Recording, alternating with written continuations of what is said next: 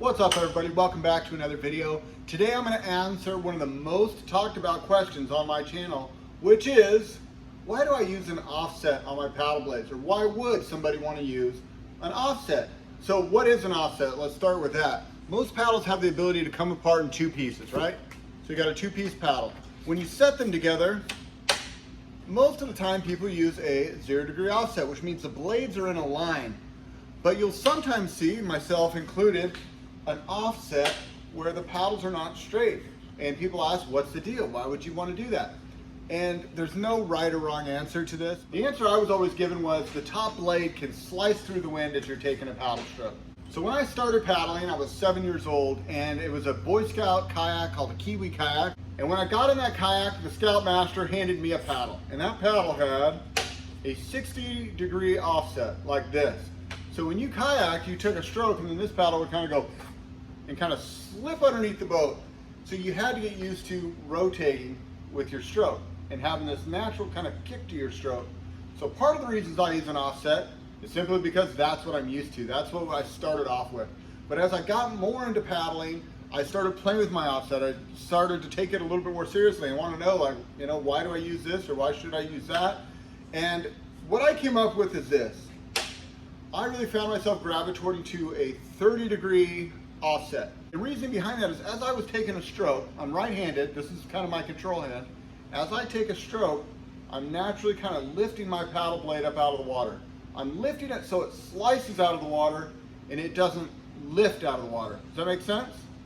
So I'm paddle stroking and I'm lifting out of the water, slicing, and as I lift this hand up, there's a natural rotation of my paddle blade. Okay? So rotate, take my next stroke. So the more that I rotate, the more I have that kick to my stroke. And I really tried a bunch of different ways, and I really got set on a 30-degree offset. And fast forward for a couple of years, I started doing more sea kayaking and started getting a little bit more high angle with my stroke, a little bit more aggressive with my stroke, more rotation, trying to reach forward, catch that paddle up in my toes, rotate through my stroke. And what I found is actually a 45-degree offset was the sweetest spot for me. So nowadays I paddle a 45-degree offset. Not necessarily because of the wind, but because it's what feels most neutral to me. I'm not saying you should go out and use a 45-degree offset, but you should play with it. Most kayak paddles nowadays have this right here, which is an adjustable ferrule. So you can dial in. So it says 30-60 right hand, 30-60 left hand, and then there's 15-degree increments in between. So if you have a paddle, go out and play with it. Start with 0. And as you're taking a stroke, if you notice you're lifting up water, or if this paddle's kind of wanting to dive in at a funny angle as opposed to catching nice and straight, give yourself an offset and see how it feels. So if you're right-handed and you're taking a stroke and you notice a bunch of bubbles coming off your left hand or your left paddle blade, chances are you could probably use to offset your paddle a little bit more. So that's kind of how I can look at somebody paddling and say, hey man, you ought to try an offset, because as you're taking your stroke, your left paddle's not getting as much traction. If bubbles are coming off your blade, that means you're losing traction. It's sort of like burning out in a car. Feels good, but it's not really moving you forward. So hopefully that gives you guys something to play with, something to try at home. And if your paddle has the ability to offset, check it out. So not all paddles do though. Let me show you this. Most entry-level paddles will only have 2 offsets. It'll either be 0, like you see here, or a push button that allows you to offset to 45 degrees.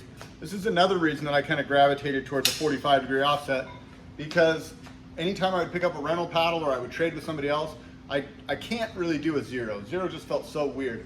But 45 was close enough to my 30 that I could make it work. And then the more I got rotating with it, the more it started to feel more and more natural, more and more catch. So again, if you have an offset, if you have the ability to offset your paddle and it's something you want to play with, go out there, check it out. These are just toys. There's no wrong way to paddle. There's only you, the experiences you have, and learning from those experiences.